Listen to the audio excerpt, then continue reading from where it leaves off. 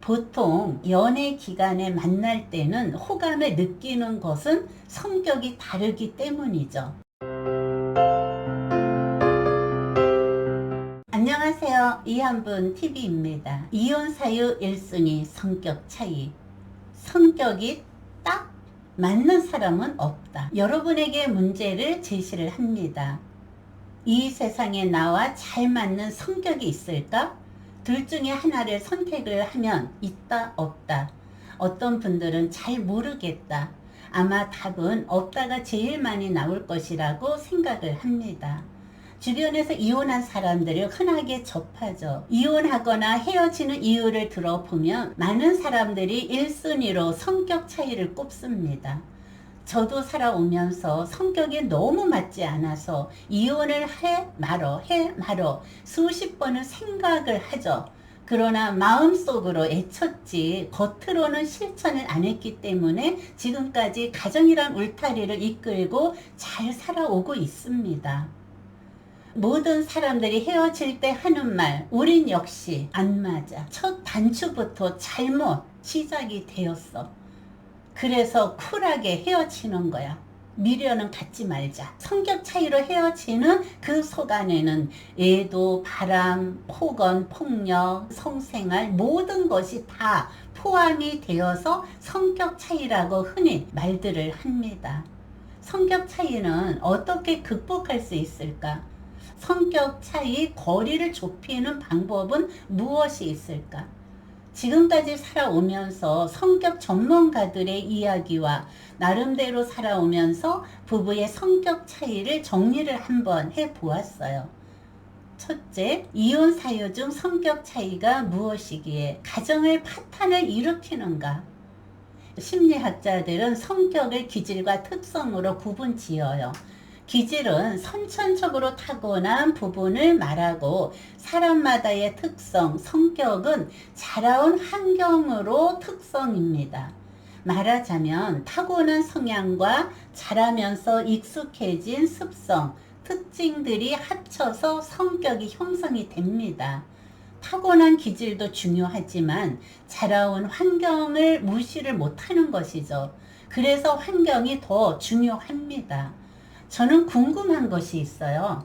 성격 차이에 대한 책들이 쏟아져 나오고 심리학자, 박사들은 성격에 대한 연구를 하고 성격 차이에 대한 강의가 쏟아져 나오는데 이혼은 왜 계속 증가가 될까? 문제는 이것입니다. 성격 차이에 대한 지식은 알고는 있지만 생활 속에서 머리로만 알고 가슴과 행동으로 실천을 하지 않아서 그런 것 같습니다. 실천을 한다면 부부가 결혼해서 성격 차이로 이혼을 하는 가정은 드물 것이죠. 성격이란 사람들이 어떤 상황에서 보이는 반응들의 특성이며 느끼고 생각하는 경향성이죠. 그렇다면 어떤 성격끼리 만나야 성격의 차이가 없을까? 전문가들은 같은 성격, 반대의 성격이라고 합니다. 예를 들어 장점은 같고 단점은 다른 성격이 만나야 가장 궁합이 좋다고 합니다. 보통 연애 기간에 만날 때는 호감을 느끼는 것은 성격이 다르기 때문이죠. 취미생활 장점이 나와 비슷하고 내게 없는 것은 상대에게 있을 때 끌리는 경우가 많다고 합니다. 그래서 결혼을 선택을 한 것이죠. 문제는 그 성격이라는 것이 매력이 되어서 만나서 결혼을 했고 그 성격 차이라는 것이 원인이 되어서 헤어지고 이혼을 합니다. 이것이 서로에게 익숙해지는 동안 바뀌었는지 시각 차이에서 오는 문제입니다. 둘째, 성격 차이를 극복하는 것은 환경입니다. 처음에는 부부가 서로 상대에게 많은 것을 베풀던 이타심이 많이 있었는데 시간이 흘러갈수록 점차 이기심으로 바뀌고 서로 맞춰가는 것이 아니라 상대가 나에게 맞춰주었으면 하는 마음으로 변하면서 잦은 말다툼, 싸움까지 일어나는 거죠. 시간이 흘러갈수록 그런 것이 더 강하게 작용을 합니다. 한마디로 이타심을 벗어나 이기심으로 변하는 것이죠. 저희 부부도 싸우는 이유가 자기에게 맞춰 달라고, 마음이 변했다고, 서로가 이기려고 이런 것으로 잦은 말다툼을 합니다. 결혼 초에는 서로가 맞춰 갈 때는 성격 차이 따위는 전혀 문제가 되지가 않았어요. 오히려 서로가 조율을 하면서 맞춰가는 즐거움을 주는 것이고, 나에게 없는 것이 살아가면서 서로가 부족한 것을 보충해 주니 모든 것이 다 좋았습니다. 부부가 살다가 보니 나에게 맞춰주길 바라는 그 시점부터 나와 다른 상대의 생각은 눈에 가시가 되는 것이죠. 어떤 경우에는 자신에게 무조건 져주는 상대의 성격조차 짜증이 나기도 합니다. 처음에는 자신을 위해서 무조건 져주고 맞춰주는 그 희생에 감동했다는 사람들의 말입니다. 시원시원하고 직설적인 성격이 자신에게 상처를 주어도 도저히 같이 지내기 어렵다고 합니다. 처음에는 시원시원하고 직설적인 성격이 뒤끝이 없고 화통하고 좋다고 했던 사람들의 말이죠. 이처럼 문제는 성격의 차이가 아닌 그 성격의 차이를 보는 시점의 변화입니다. 성격 차이를 극복하는 것은 환경을 만들어 나가는 것이 제일 중요합니다.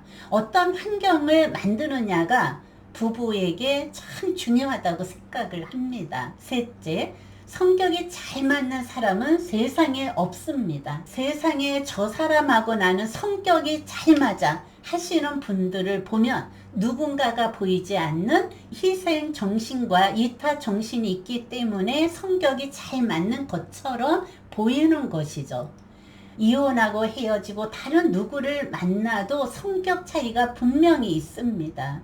성격 차이라는 것은 한두 사람을 만나도 늘 존재를 하고, 예를 들어 부모와 자식 간에도 성격 차이가 있고, 친척 중에 쌍둥이가 있는데 그 아이들을 봐도 성격 차이가 현저하게 나타나고 있습니다. 한 집에서 자란 사람도 아니고 다른 환경에서 살아온 남녀가 만나서 결혼을 하는데 성격 차이는 클 수밖에 없습니다.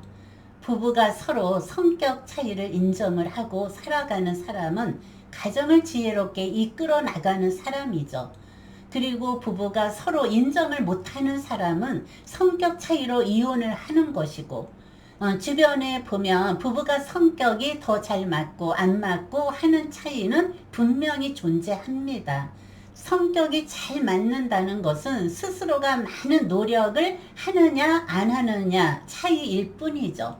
부부가 성격 차이로 이혼을 한다는 것은 아니라고 생각이 듭니다.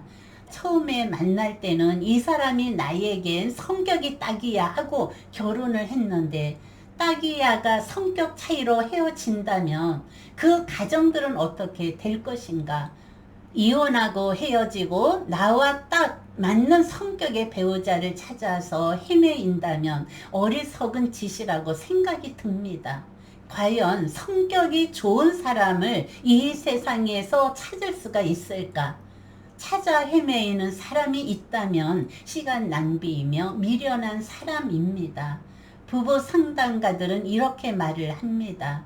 이런 부부가 좋다고 하죠. 장점은 같고 단점은 다른 성격이 만나야 가장 궁합이 좋다고 합니다.